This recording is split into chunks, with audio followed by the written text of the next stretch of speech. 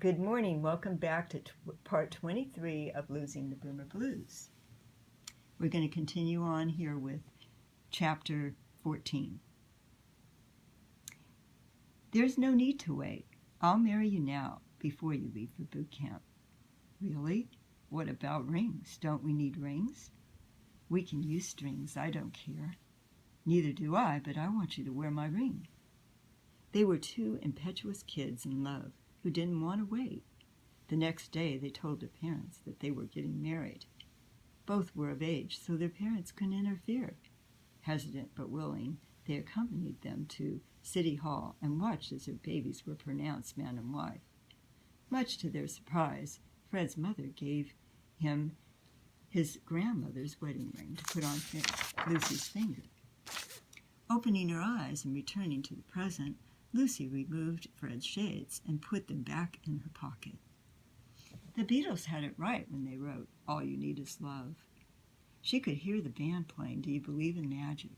She knew right then and there. With the help of her sunglasses, she was a believer. Sentimentally, she gazed lovingly down at the ring she had cherished for almost 50 years. Excited, she opened the garage door, smiled at Fred, and said, "I'm totally digging the music. Keep it coming." Fred smiled at her and strummed a few chords of their favorite song, Brown Eyed Girl. When Mary and Jane arrived, Lucy wanted to tell them about her experience with the shades and show them the memorabilia she had just found, but Jane was late for practice and headed straight to the garage.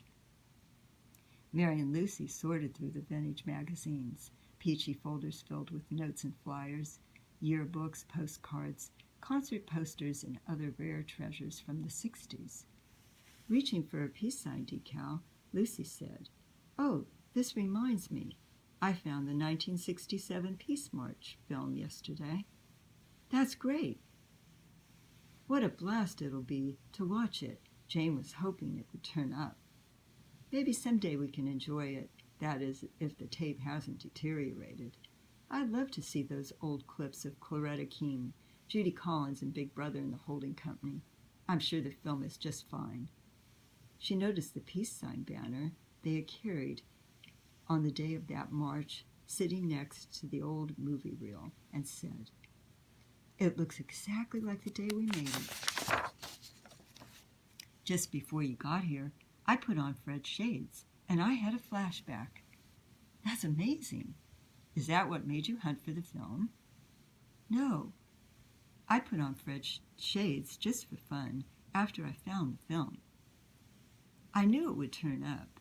It was just a matter of time and finding the energy to move things around in the attic. My flashback didn't have anything to do with the Peace March. It was about Fred and me, before he left for the Army in 1968. I loved going back to our wedding day." Just then, Mary's cell phone rang. It was Joni, letting her know that she and Barry were planning to wear 60s attire for the reunion. Joni said, "I've reached out to the alumni who hadn't planned on attending our reunion, and now most of them are not only coming, but they're dressing retro for the event. That's fantastic. I found scarlet and gray streamers, and they're ready to hang in the school gym. I need the list of songs the band is playing, so Barry can have the copies printed up. Can you ask Jane for it?" "I'll get the list of songs from her and email them to you right away. Barry and I will be at the gym around 10:30 on Saturday morning to meet with the setup committee. Get the streamers hung and decorate." Mary replied, "As planned, Joe and I will meet you at the school gym at 6 o'clock and help tie up the loose ends before the party begins. It looks like everyone is going all out for this. There's nothing to worry about because we have a lot of hands on deck. It'll be a great experience for all of us. Thank you for being so dedicated." Joni replied, "You're welcome. I love reuniting people." "Yeah, I know. You brought me and Joe together just in time for the reunion. It's just a day away. See you and Joe soon." Mary took her glasses out, looked at them, and said, You know, Lucy, I have a renewed desire to reconnect with my shades. It's going to be fun wearing them at the reunion. Light-heartedly, Lucy replied, "Yep, out of sight." They both put on their shades and started laughing hysterically as they continued looking through the ancient memories. Chapter 16. The Reunion. On the morning of the reunion, Joni and Barry arrived at the high school gym, anxious to start decorating. There was lots to do in order to make the night memorable, so they were determined to work as long as it took. When the setup committee showed up, they began hanging streamers. Later, the band arrived and did a quick stage setup. Bob tested the sound system, and it was solid. During band practice, they had fun laughing and joking about the old days as they played songs from their heyday. Jane wore her vintage shades during rehearsal, hoping it would entice Bob to look for his. But that seemed to be a lost cause. Bob noticed her wearing her shades and refrained from commenting because he was waiting until the time was right to let her know that he had found his. They practiced a long list of songs for a few hours, and knowing they were good to go, packed up their instruments and were ready to leave. Bob needed to talk to Joni and Barry about the lighting, so the band members waited outside for him. When he came out of the gym and joined everyone, he asked, "How about having a late lunch at Mel's?" Phil replied, "Count me out. I need to get some rest. I partied too hard last night." Knowing he was headed her way, Jane asked, "Do you mind dropping me off, Phil?" He replied, "Not at all. But aren't you hungry?" "No, I'm on a special diet." Bob replied, "I think I've heard that before." Jane smiled, kissed Bob goodbye, and said, "I'll see you at home, dear." The minute she was gone, Bob reached into his pocket and pulled out his old sunglasses. On their way out of the parking lot, Bob showed Fred his vintage shades.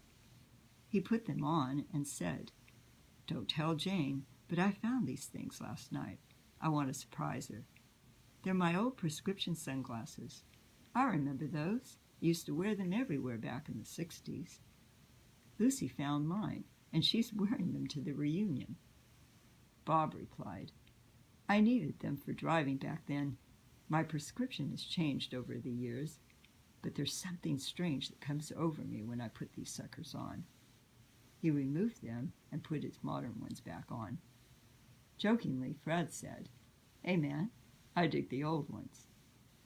They both laughed as they got into the car, but Bob felt uneasy. He recalled something he had promised to Jane.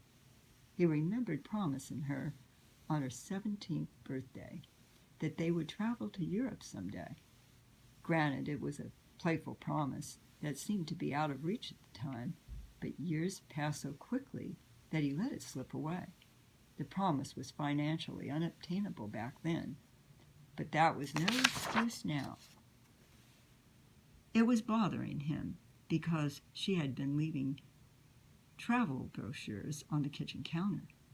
He felt guilty that he had ignored them, and he resolved to make it up to her.